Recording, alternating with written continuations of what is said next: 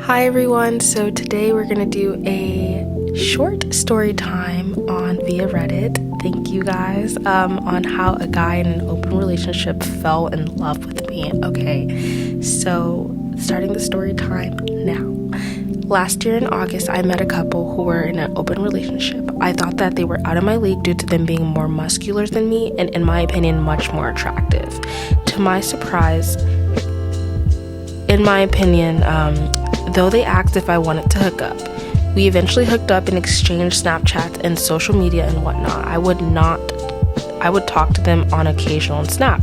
Eventually, one guy in the relationship, we will call him Michael, started to talk to me a lot more than his partner. It became an everyday thing. We would talk all day, every day. While this was happening, the couple would invite me to hang out with their friends and whatnot and go out.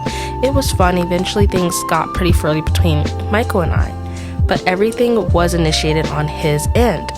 I would never start the conversations or say anything flirtatious at first. Eventually, he asked if I would be down to go where he works to hook up together. He works alone. Michael told me that before they met me, they opened their relationship even more so that they could hook up with the guys separately. However, Michael didn't mention that he was hooking up with me at his workplace. Okay, so honestly, that's a little bit of a red flag. Number one, you're just hooking up me. You have an open relationship, but you're only keeping it exclusive to your workplace. Like, we can't exactly go to your house or anything like that. How is that truly, I guess, an open relationship with boundaries, question mark?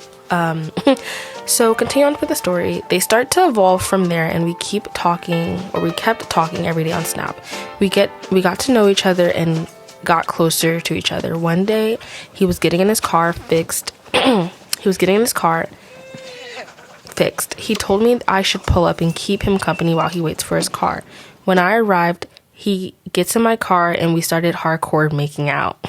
Eventually, he says, "I don't think it would be appropriate of me to say this, but I think I love you." I respond and say, "Oh, like a platonic love? I get that." He says, "No, what we do is not platonic." He then says straightly, "I love you," and then he replies back to Michael that I love you back. Time passes and we continue to grow closer and closer. The New Year's begins and his partner often goes down to Florida for his job. They recently have moved down there. During this time, his partner would fly down to Florida. Michael would invite me to come over and hook up and sleep together and get food together and whatnot. This went on for quite some time. Eventually, it came time to move, and that's that. I cried a lot that day and many days prior to them moving. It was because it was a complicated situation and it hurt. Because I genuinely did fall in love with him, even under the circumstances, I wish them well. Okay, so it sounded like Michael wanted his cake also. He wanted both the cake, chocolate and vanilla. First of all, like, you really can't say "I think I love you" and then like say all this stuff to one person, but then you're at the end of the day you're going to be fully committed to your original partner. Second of all, I'm also a little bit biased because I personally cannot do like an open relationship. I feel like I'm just like a one person thing, and like other people like who do open relationships, like, you know, kudos to you. But it's like, the way I interpret it, it's like having a third friendship or having a 3-people friendship. 2 people were already friends prior to you joining the friendship. So it's like, are you truly ever like accepted as that person? Because at the end of the day, like in that friendship, they can always betray you. Honestly, but I feel like you, bro, like it sounds like you dodged a bullet with him. And I mean, yeah, enjoy the memories and the time and like that you had with him, but he sounds like he knew what was best for him at the end of the day. And like I said, at his workplace, he only started inviting you over after his partner started flying down to Florida. Like, I don't know, that just seems a little bit shady. And yeah, I understand it sucks, but don't be hard on yourself, because I mean, at the end of the day, you did put yourself out there. Now you can honestly figure out if you want to pursue this type of relationship again. And like, I honestly know, like, it's rough out here. The relationship field is rough. Like, it's like we're in 2025 and cheating is normalized nowadays. So I'm just so confused on why that is. Other than that, friend, keep your head up. you will do fine. Time will pass. You learned. Now you know what you like. Now you know what you don't like. And healing will, begin to show. Your healing progress will begin to show. Okay, and story time number 2. So Queen almost fell for another man boy. Okay, so like I said, we're in 2025. Cheating is somehow normalized, and man boy things, like you're 40 and you still have like all these irresponsible like traits about someone. So let's get this started. So Queen, 35 years old, met him, 38 years old. They live in 2 different states. He offered to move my mom, my son, and I to his apartment in Baltimore. Okay, so, little local. I'm in a stressful situationship already with an older man and was thinking about it, but I wanted to get a little more stable before taking the leap. We've only been talking for a week, and he was adamant about getting me there. He was starting to get aggressive once, but I told him I'm trying to get things together because I did not want another man to try to have the upper hand and kick me out when I don't have backup. That is true. It's really bad when you are very financially dependent on a man, especially when you have family and bringing down there. That's really smart.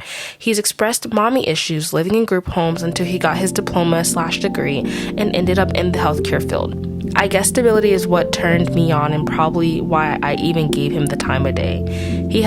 He says no woman has ever talked to him and allowed him to express himself like I did without being sexual. He started trying to rush me verbally to just up and leave with my son and leave all my things, but because I expressed I wanted to finish some things here in Queen State, he then starts calling me Dizzy B and started and saying I was leading him on and trying to play victim. Started texting all kinds of obscene shit and ended up blocking him completely. I was looking forward towards a new state and scenery, but it made me just want to stay where I am and appreciate the toxicity I'm in. Sadly, met his aunt and cousins online, and I heard them say, "Isn't she a little out of your league?" I feel like people really just go for looks and not the mindset at this point, because why would they say that with no type of conversation? I honestly agree, because 2 weeks, let's be so for real. He thinks you're just gonna up and leave everything. First of all, you are a very good mother for not just upping and leaving for a man, because you really also have to think about your son. This is so diabolical. In the fact, I seen an update, basically, he still follows her on social media. And he cursed her out because he wasn't respecting her opinion. That's a man-child. That's literally what a man-child is. You don't emotionally grasp what's happening around you. And honestly, yeah, guys can maybe crush hard too, but when you have no self-control over those emotions, and you don't understand how to regulate as a man, that is very much problematic, because we are still a woman at the end of the day, and it's just it's yeah. So I understand you just don't want that power dynamic to really be uneven. I really think this story was cutthroat straight. It's nothing wrong with having mother issues or living in group homes, but the point is, he did probably prioritize stability. And I think honestly, it sounded like he did not mind you being some type of stay at home, or just financially supporting you until you got on your feet. But that's the issue, because you didn't want that, and it seems like he didn't respect it.